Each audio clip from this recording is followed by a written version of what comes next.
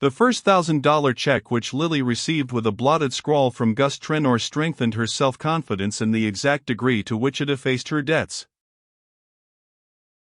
The transaction had justified itself by its results. She saw now how absurd it would have been to let any primitive scruple deprive her of this easy means of appeasing her creditors. Lily felt really virtuous as she dispensed the sum in sops to her tradesmen, and the fact that a fresh order accompanied each payment did not lessen her sense of disinterestedness. How many women, in her place, would have given the orders without making the payment? She had found it reassuringly easy to keep Trenor in a good humor. To listen to his stories, to receive his confidences and laugh at his jokes, seemed for the moment all that was required of her, and the complacency with which her hostess regarded these attentions freed them of the least hint of ambiguity. Mrs. Trenor evidently assumed that Lily's growing intimacy with her husband was simply an indirect way of returning her own kindness. "I'm so glad you and Gus have become such good friends," she said approvingly. "It's too delightful of you to be so nice to him, and put up with all his tiresome stories. I know what they are, because I had to listen to them when we were engaged. I'm sure he is telling the same one still. And now I shan't always have to be asking Carrie Fisher here to keep him in a good humor. She's a perfect vulture, you know, and she hasn't the least moral sense. She is always getting Gus to speculate for her, and I'm sure she never pays when she loses." Miss Bart could shudder at this state of things without the embarrassment of a personal application. Her own position was surely quite different. There could be no question of her not paying when she lost, since Trenor had assured her that she was certain not to lose. In sending her the check he had explained that he had made $5,000 for her out of Rosedale's tip, and had put $4,000 back in the same venture, as there was the promise of another big rise. She understood therefore that he was now speculating with her own money, and that she consequently owed him no more than the gratitude which such a trifling service demanded. She vaguely supposed that, to raise the first sum, he had borrowed on her securities, but this was a point over which her curiosity did not linger. It was concentrated, for the moment, on the probable date of the next big rise. The news of this event was received by her some weeks later, on the occasion of Jack Stepney's marriage to Miss Van Osburgh. As a cousin of the bridegroom, Miss Bart had been asked to act as bridesmaid, but she had declined on the plea that, since she was much taller than the other attendant virgins, her presence might mar the symmetry of the group. The truth was, she had attended too many brides to the altar. When next seen there she meant to be the chief figure in the ceremony. She knew the pleasantries made at the expense of young girls who had been too long before the public, and she was resolved to avoid such assumptions of youthfulness as might lead people to think her older than she really was. The Van Osburgh marriage was celebrated in the village church near the paternal estate on the Hudson. It was the simple country wedding to which guests are convoyed in special trains, and from which the hordes of the uninvited have to be fended off by the intervention of the police. While these sylvan rites were taking place, in a church packed with fashion and festooned with orchids, the representatives of the press were threading their way, notebook in hand, through the labyrinth of wedding presents, and the agent of a cinematograph syndicate was setting up his apparatus at the church door. It was the kind of scene in which Lily had often pictured herself as taking the principal part, and on this occasion the fact that she was once more merely a casual spectator, instead of the mystically veiled figure occupying the center of attention, strengthened her resolve to assume the latter part before the year was over. The fact that her immediate anxieties were relieved did not blind her to a possibility of their recurrence. It merely gave her enough buoyancy to rise once more above her doubts and feel a renewed faith in her beauty, her power, and her general fitness to attract a brilliant destiny.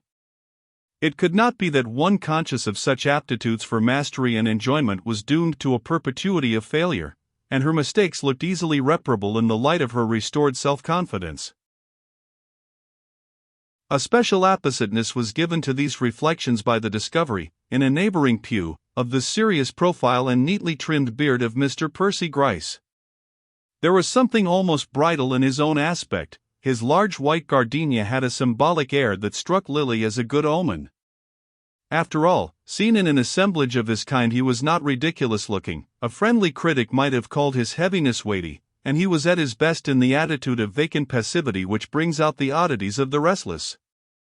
She fancied he was the kind of man whose sentimental associations would be stirred by the conventional imagery of a wedding, and she pictured herself, in the seclusion of the Van Osburgh conservatories, playing skillfully upon sensibilities thus prepared for her touch.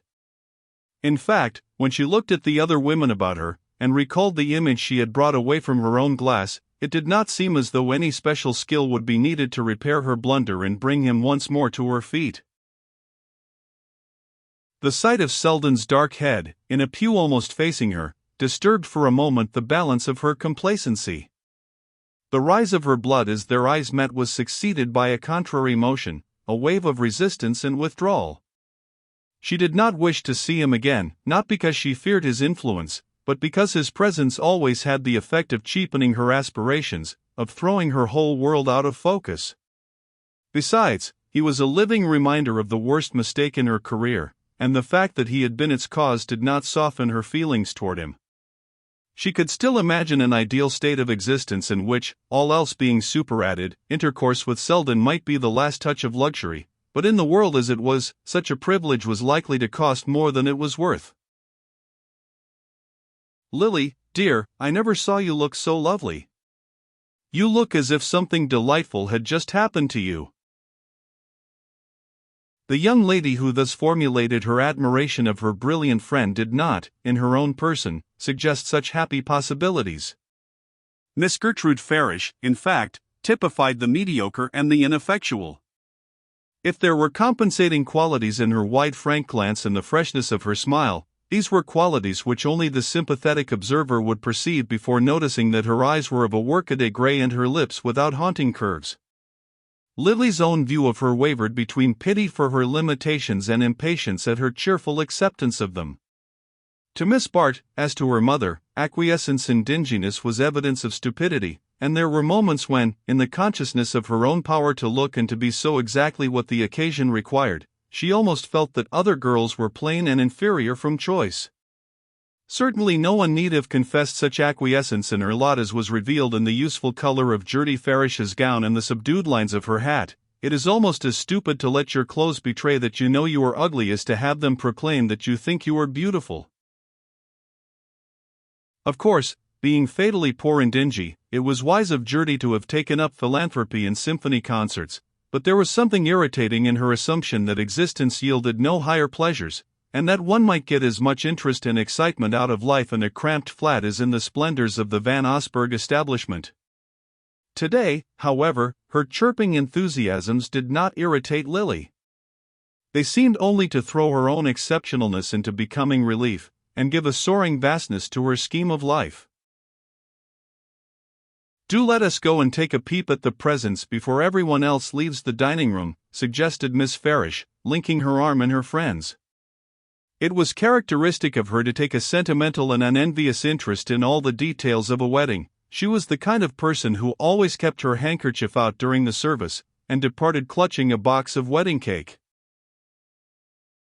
"Isn't everything beautifully done?" she pursued, as they entered the distant drawing room assigned to the display of Miss Van Osburgh's bridal spoils. "I always say no one does things better than Cousin Grace. Did you ever taste anything more delicious than that mousse of lobster with champagne sauce?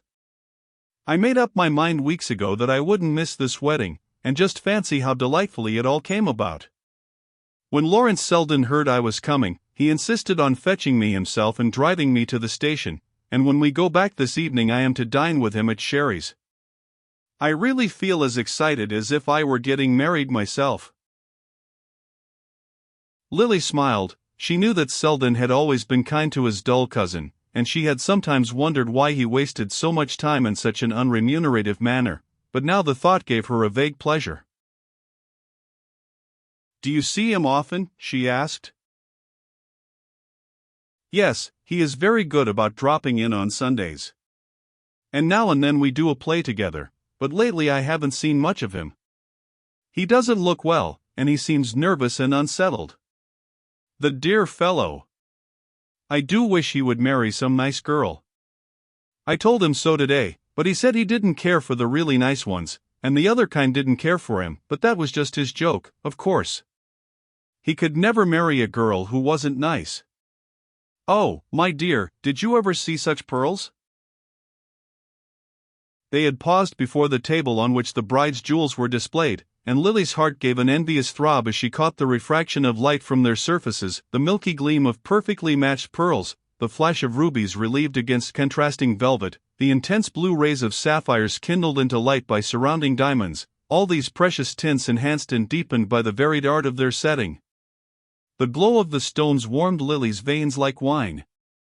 More completely than any other expression of wealth, they symbolized the life she longed to lead, the life of fastidious aloofness and refinement in which every detail should have the finish of a jewel, and the whole form a harmonious setting to her own jewel-like rareness. Oh, Lily, do look at this diamond pendant, it's as big as a dinner plate. Who can have given it? Miss Farish bent short-sightedly over the accompanying card. Mr. Simon Rosedale. What, that horrid man? Oh, yes, I remember he's a friend of Jack's, and I suppose Cousin Grace had to ask him here today, but she must rather hate having to let Gwen accept such a present from him. Lily smiled. She doubted Mrs. Van Osburgh's reluctance, but was aware of Miss Farish's habit of ascribing her own delicacies of feeling to the persons least likely to be encumbered by them. Well, if Gwen doesn't care to be seen wearing it, she can always exchange it for something else, she remarked. Ah, here is something so much prettier, Miss Farish continued. Do look at this exquisite white sapphire. I'm sure the person who chose it must have taken particular pains. What is the name? Percy Gryce? Ah, then I'm not surprised. She smiled significantly as she replaced the card. Of course you've heard that he's perfectly devoted to Evie Van Osburgh? Cousin Grace is so pleased about it, it's quite a romance.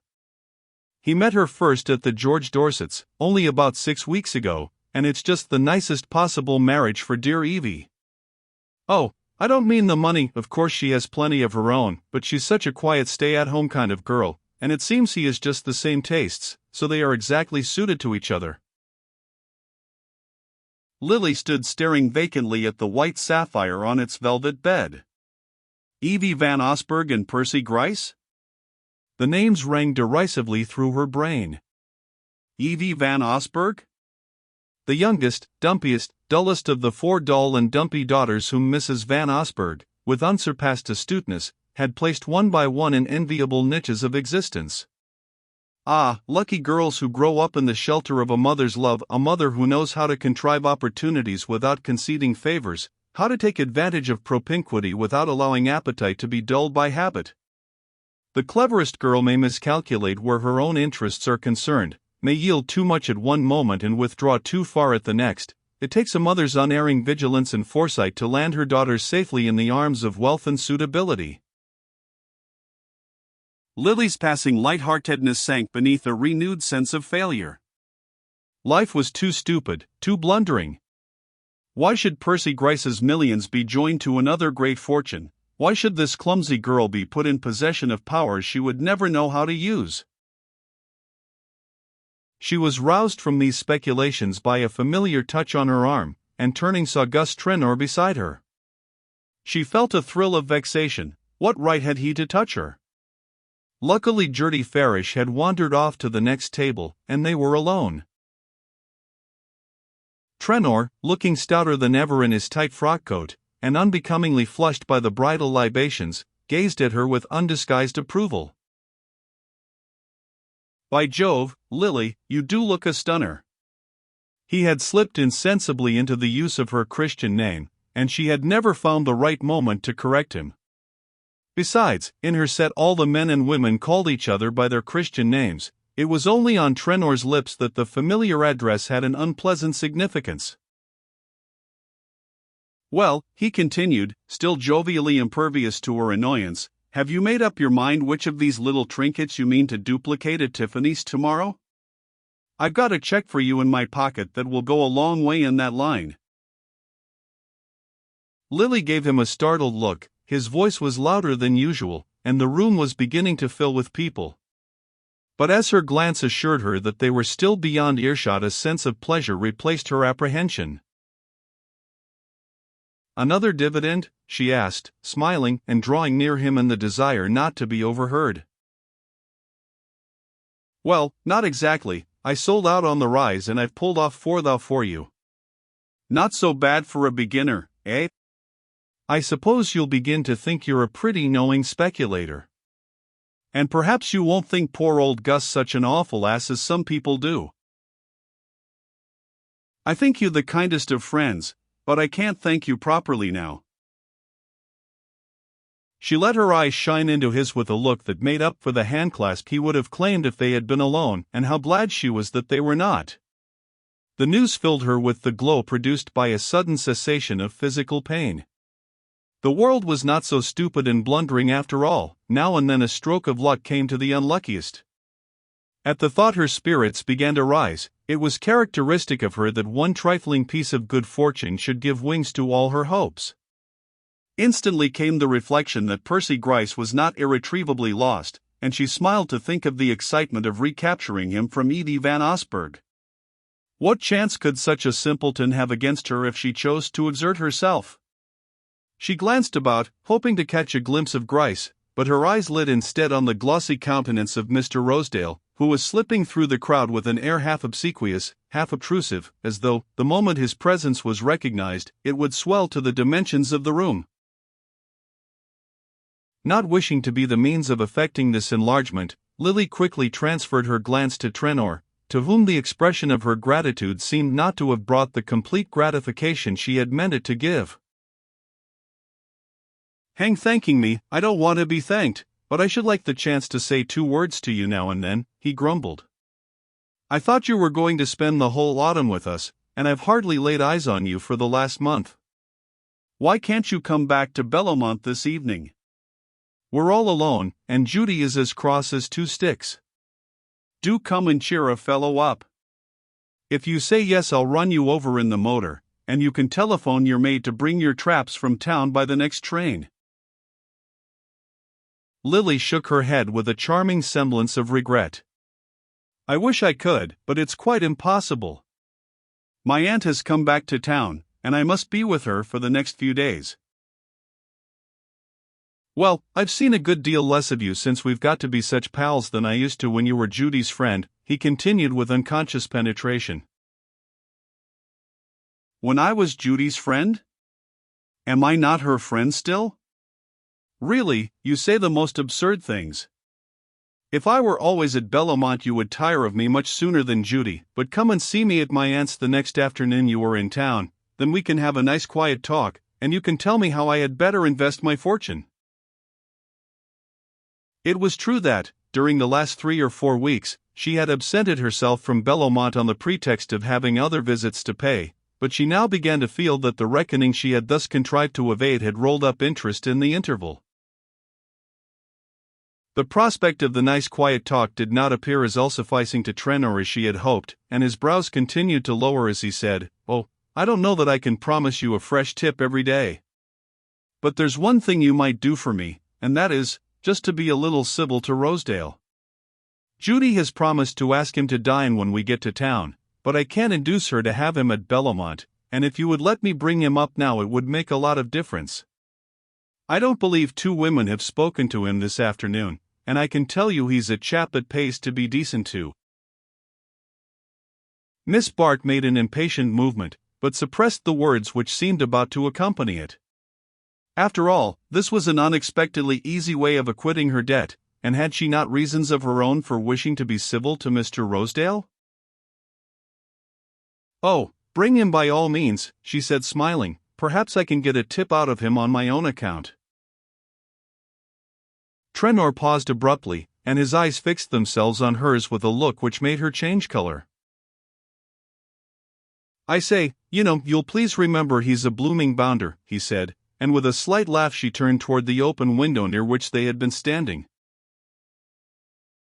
The throng in the room had increased, and she felt a desire for space and fresh air. Both of these she found on the terrace, where only a few men were lingering over cigarettes and liqueur, while scattered couples strolled across the lawn to the autumn-tinted borders of the flower garden. As she emerged, a man moved toward her from the knot of smokers, and she found herself face to face with Selden. The stir of the pulses which his nearness always caused was increased by a slight sense of constraint. They had not met since their Sunday afternoon walk at Bellomont, and that episode was still so vivid to her that she could hardly believe him to be less conscious of it. But his greeting expressed no more than the satisfaction which every pretty woman expects to see reflected in masculine eyes, and the discovery, if distasteful to her vanity, was reassuring to her nerves. Between the relief of her escape from Trenor, and the vague apprehension of her meeting with Rosedale, it was pleasant to rest a moment on the sense of complete understanding which Lawrence Selden's manner always conveyed. "This is luck," he said, smiling. "I was wondering if I should be able to have a word with you before the special snatches us away. I came with Gertie Farish, and promised not to let her miss the train, but I am sure she is still extracting sentimental solace from the wedding presents. She appears to regard their number and value as evidence of the disinterested affection of the contracting parties." There was not the least trace of embarrassment in his voice, and as he spoke, leaning slightly against the jamb of the window, and letting his eyes rest on her in the frank enjoyment of her grace, she felt with a faint chill of regret that he had gone back without an effort to the footing on which they had stood before their last talk together. Her vanity was stung by the sight of his unscathed smile. She longed to be to him something more than a piece of sentient prettiness, a passing diversion to his eye and brain, and the longing betrayed itself in her reply. "Ah," she said, "I envy Gertie that power she has of dressing up with romance all our ugly and prosaic arrangements. I have never recovered my self-respect since you showed me how poor and unimportant my ambitions were." The words were hardly spoken when she realized their infelicity. It seemed to be her fate to appear at her worst to Selden. "I thought, on the contrary," he returned lightly, "that I had been the means of proving they were more important to you than anything else." It was as if the eager current of her being had been checked by a sudden obstacle which drove it back upon itself. She looked at him helplessly, like a hurt or frightened child. This real self of hers, which she had the faculty of drawing out of the depths, was so little accustomed to go alone. The appeal of her helplessness touched in him, as it always did, a latent chord of inclination. It would have meant nothing to him to discover that his nearness made her more brilliant, but this glimpse of a twilight mood to which he alone had the clue seemed once more to set him in a world apart with her. "At least you can't think worse things of me than you say," she exclaimed with a trembling laugh, but before he could answer, the flow of comprehension between them was abruptly stayed by the reappearance of Gus Trenor, who advanced with Mr. Rosedale in his wake. "Hang it, Lily, I thought you'd given me the slip. Rosedale and I have been hunting all over for you." His voice had a note of conjugal familiarity. Miss Bart fancied she detected in Rosedale's eye a twinkling perception of the fact, and the idea turned her dislike of him to repugnance. She returned his profound bow with a slight nod, made more disdainful by the sense of Selden's surprise that she should number Rosedale among her acquaintances. Trenor had turned away, and his companion continued to stand before Miss Bart, alert and expectant, his lips parted in a smile at whatever she might be about to say, and his very back conscious of the privilege of being seen with her. It was the moment for tact, for the quick bridging over of gaps, but Selden still leaned against the window, a detached observer of the scene, and under the spell of his observation Lily felt herself powerless to exert her usual arts. The dread of Selden's suspecting that there was any need for her to propitiate such a man as Rosedale checked the trivial phrases of politeness. Rosedale still stood before her in an expectant attitude, and she continued to face him in silence, her glance just level with his polished baldness. The look put the finishing touch to what her silence implied. He reddened slowly, shifting from one foot to the other, fingered the plump black pearl in his tie, and gave a nervous twist to his mustache. Then, running his eye over her, he drew back, and said, with a side glance at Selden, "Upon my soul, I never saw a more ripping get-up. Is that the last creation of the dressmaker you go to see at the Benedict?" If so, I wonder all the other women don't go to her too." The words were projected sharply against Lily's silence, and she saw in a flash that her own act had given them their emphasis. In ordinary talk they might have passed unheeded, but following on her prolonged pause they acquired a special meaning. She felt, without looking, that Selden had immediately seized it, and would inevitably connect the allusion with her visit to himself. The consciousness increased her irritation against Rosedale, but also her feeling that now, if ever, was the moment to propitiate him, hateful as it was to do so in Selden's presence. "How do you know the other women don't go to my dressmaker?" she returned. "You see, I'm not afraid to give her address to my friends." Her glance and accent so plainly included Rosedale in this privileged circle that his small eyes puckered with gratification, and a knowing smile drew up his mustache. "By Jove, you needn't be," he declared. "You could give him the whole outfit and win at a canter." "Ah, that's nice of you, and it would be nicer still if you would carry me off to a quiet corner, and get me a glass of lemonade or some innocent drink before we all have to rush for the train." She turned away as she spoke, letting him strut at her side through the gathering groups on the terrace, while every nerve in her throbbed with the consciousness of what Selden must have thought of the scene. But under her angry sense of the perverseness of things, and the light surface of her talk with Rosedale, a third idea persisted. She did not mean to leave without an attempt to discover the truth about Percy Gryce. Chance, or perhaps his own resolve, had kept them apart since his hasty withdrawal from Bellamont, but Miss Bart was an expert in making the most of the unexpected, and the distasteful incidents of the last few minutes, the revelation to Selden of precisely that part of her life which she most wished him to ignore, increased her longing for shelter, for escape from such humiliating contingencies. Any definite situation would be more tolerable than this buffeting of chances, which kept her in an attitude of uneasy alertness toward every possibility of life. Indoors there was a general sense of dispersal in the air, as of an audience gathering itself up for departure after the principal actors had left the stage, but among the remaining groups, Lily could discover neither Gryce nor the youngest Miss Van Osburgh. That both should be missing struck her with foreboding, and she charmed Mr. Rosedale by proposing that they should make their way to the conservatories at the farther end of the house. There were just enough people left in the long suite of rooms to make their progress conspicuous, and Lily was aware of being followed by looks of amusement and interrogation, which glanced off as harmlessly from her indifference as from her companion's self-satisfaction. She cared very little at that moment about being seen with Rosedale. All her thoughts were centered on the object of her search. The latter, however, was not discoverable in the conservatories, and Lily, oppressed by a sudden conviction of failure, was casting about for a way to rid herself of her now superfluous companion, when they came upon Mrs. Van Osburgh, flushed and exhausted, but beaming with the consciousness of duty performed.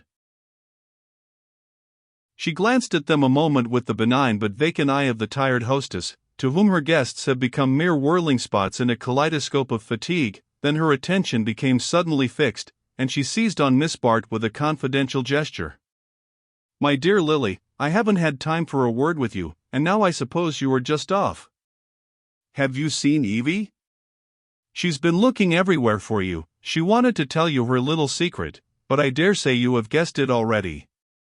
The engagement is not to be announced till next week, but you are such a friend of Mr. Gryce's that they both wished you to be the first to know of their happiness."